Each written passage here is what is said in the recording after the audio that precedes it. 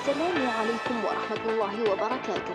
أهلا بكم مشاهدينا الكرام. موجز الأخبار.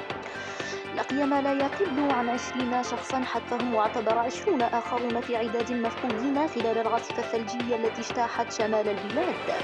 ويواجه آلاف السكان خطر المجاعة نتيجة النقص الحاد في الأطعمة. ولا تزال مساحات واسعة تقبع تحت الثلوج التي أدت إلى شلل حركة الطيران الداخلي.